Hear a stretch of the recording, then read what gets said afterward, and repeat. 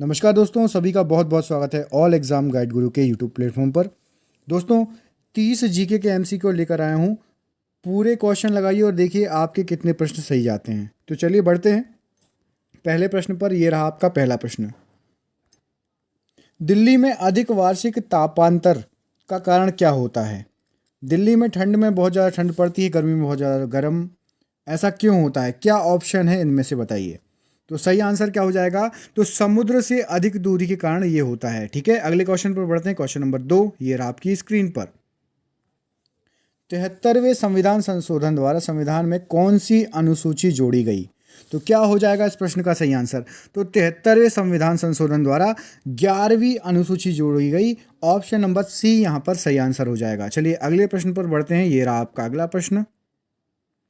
भारत में कार्यरत कुल डाकघरों का कितना प्रतिशत ग्रामीण क्षेत्रों में कार्य करता है? बताइए क्या हो जाएगा सही आंसर? तो भारत में कार्यरत कुल टोटल 89% ग्रामीण क्षेत्रों में डाकघर कार्य करते हैं। ठीक है, ऑप्शन नंबर सी इसका सही आंसर हो जाएगा। चलिए अगले प्रश्न पर बढ़ते हैं। ये रहा आपका अगला पांचवा प्रश्न। ये रहा, सेंडर आयोग का संबंध इनमें से किससे है? बताइए। चार ऑप्शन आपके सामने है।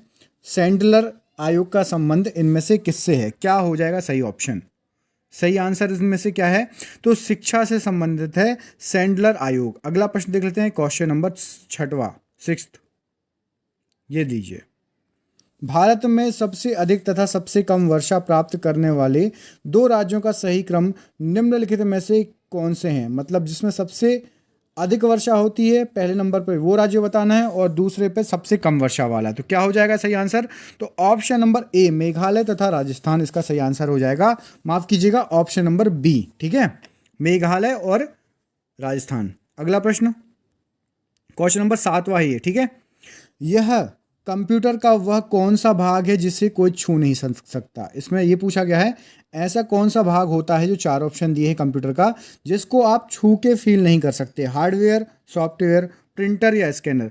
तो देखिए, हार्डवेयर भी छू सकते हैं, प्रिंटर भी छू सकते हैं, स्कैनर भी छू सकते हैं। ऑप्शन नंबर बी सॉफ्टवेयर का सही आंसर हो जाएगा। अगला प्रश्न ये लीजिए, फूड चेन शब्द का सर्वप्रथम प्रयोग किसने किया? बताइए किसने किया सर्वप्रथम प्रयोग फूड चेन शब्द का?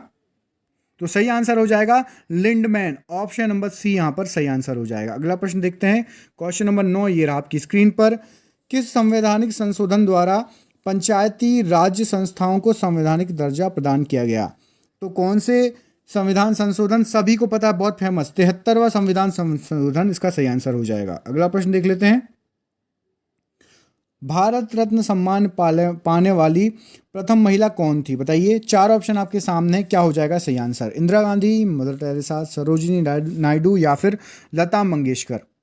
तो सही आंसर है आपका option number A Indira Gandhi. ठीक है, इंदिरा गांधी सही आंसर हो जाएगा। अगला प्रश्न देख लेते हैं। भारत भारती के रचनाकार कौन थे? बताइए क्या हो जाएगा सही आंसर? चार ऑप्शन आपके सामने हैं। तो भारत भारती के रचनाकार मैथिली शरण गुप्त थे। ठीक है, MSG मैथिली शरण गुप्त जी। अगला, भारत में सर्वाधिक वर्षा प्राप्त करने वाला स्थान कौन सा है? तो बच्चे बच्चे को पता है, हम बचपन से पढ़ते आ रहे हैं। Option number C Mawsynram. ठीक है, मासिम राम इसका सही आंसर हो जाएगा। अगला प्रश्न ये लीजिए, क्वेश्चन नंबर 13। भारत में डाकघरों की संख्या लगभग कितनी है? बताइए क्या हो जाएगा सही आंसर? तो भारत में टोटल डाकघर कितने? 1.5 लाख लगभग डाकघर हैं। ऑप्शन नंबर बी सही आंसर हो जाएगा। अगला प्रश्न देख लेते हैं। Question number 14। भारत में निम्नलिखित में से किससे किसके अंतर्गत पंचायती राज प्रणाली की व्यवस्था की गई है? बताइए इनमें से कौन सा जो है पंचायती राज व्यवस्था प्रणाली के लिए जाना जाता है? तो क्या सही आंसर हो जाएगा? नीति निर्देशक तत्वों के अंतर्गत। बहुत ही इंपॉर्टेंट क्वेश्चन था ये। क्वेश्चन नंबर 15, गोदान किसकी रचना है? बताइए। तो जल्दी से जान लेते हैं, बचपन से पढ़ते आ रहे हैं, मुंशी प्रेमचंद्र जी की रचना है। ऑप्शन नंबर ए सही आंसर हो जाएगा। अगला प्रश्न ये रहा आपकी स्क्रीन पर। निम्नलिखित में से कौन सा हार्डवेयर का उदाहरण नहीं है? माउस, प्रिंटर, मॉनिटर या फिर ऑपरेटिंग सिस्टम? सही आंसर क्या है? तो बचपन से पढ़ते आ रहे हैं ऑपरेटिंग सिस्टम। कंप्यूटर के बारे में हम लोग देखते आ रहे हैं, पढ़ते आ रहे हैं। ये क्वेश्चन आपके गलत नहीं होने चाहिए। भारतवर्ष में सर्वाधिक वर्षा क्षेत्र कौन सी है? बताइए कहाँ पर होती है? ये एक ग्रुप दिया गया है राज्यों का, इनमें से किस राज्य के ग्रुप में सबसे ज़्यादा जो है वर्षा होती है, सर्वाधिक वर्षा होती है? तो सही आंसर क्या हो जाएगा? पश्चिमी घाट, हिमालय और मेघालय। अभी पढ़ा था हमने थोड़ी देर पहले कि मेघालय में सबसे अधिक वर्षा होती है, ठीक है, मेघालय राज्य में। अगला 73वां संविधान संशोधन संबंधित है, इनमें से किससे संबंधित है? थोड़ी देर पहले पढ़ा था, पंचायती राज्य प्रणाली से संबंधित है 73वां संविधान संशोधन। ऑप्शन नंबर सी इसका सही आंसर हो जाएगा। ठीक है, अगले क्वेश्चन पर आ जाते हैं। ये लीजिए, अगला क्वेश्चन आपका ये रहा, इनमें से कौन भारत रत्न पाने वाले प्रथम संगीतकार थे? बताइए कौन है संगीतकार? सही answer M S Subbulakshmi. M S Subbulakshmi ji सबसे पहली संगीतकार थी भारत रत्न पाने वाले। ठीक है, ये लीजिए अगला प्रश्न, विश्व में डाकघरों का सबसे बड़ा जाल किस देश में पाया जाता है? तो भैया सबसे बड़ा डाकघर भारत में ही है, बहुत ज़्यादा डाकघर हैं, गांव गांव तक हम पहुंचे हैं। अगला प्रश्न देख लेते हैं, निम्न में से किसे इस्पात का चौखटा की संज्ञा दी गई है? तो इस्पात का चौखटा किसे कहा जाता है? भारतीय नागरिक सेवा को इस्पात का चौखटा कहा जाता है। अगले प्रश्न पर बढ़ते हैं। नेक्स्ट क्वेश्चन ये रहा आपकी स्क्रीन पर, पंचायती राज का मुख्य उद्देश्य क्या है? तो भैया सबसे इंपॉर्टेंट क्या है पंचायती राज में? जनता को विकास मूलक प्रशासन में भागीदारी योग्य बनाना। ठीक है, ऐसा प्रशासन जिससे विकास हो सके, जनता की उसमें भागीदारी होनी चाहिए। नेक्स्ट प्रश्न, क्वेश्चन नंबर 23, दूरदर्शन का दैनिक राष्ट्रीय कार्यक्रम किस वर्ष प्रारंभ किया गया? तो किस वर्ष प्रारंभ किया गया?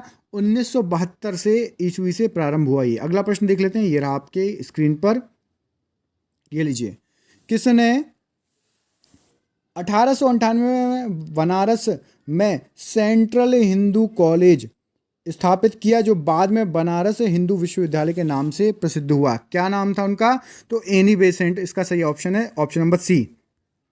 क्वेश्चन नंबर 25, ये लीजिए, निम्नलिखित में से कौन सा भारत नेपाल सहयोग परियोजना के अंतर्गत नहीं आता? तो चूखा परियोजना नहीं आती है भारत और नेपाल के अंतर्गत। ठीक है, सहयोग के अंतर्गत।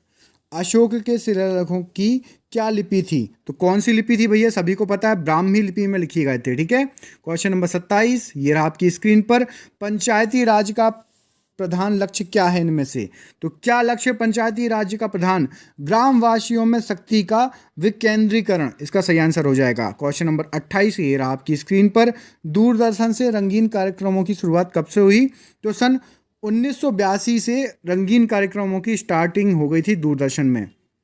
सेकेंड लास्ट क्वेश्चन, ये रहा आपकी स्क्रीन पर, भारत रत्न का डिजाइन किस वृक्ष के पत्ते की तरह है? तो सभी को पता है, पीपल का वृक्ष जो है उसके पत्ते की तरह है भारत रत्न का डिजाइन। आज का हमारा लास्ट क्वेश्चन, ये रहा आपकी स्क्रीन पर, नदियों का देश किस देश को कहते हैं? तो सभी को पता है, बांग्लादेश को नदियों का देश कहा जाता है। तो ये थे आपके 30 क्वेश्चन जो कि एग्जाम में बार बार पूछे गए थे।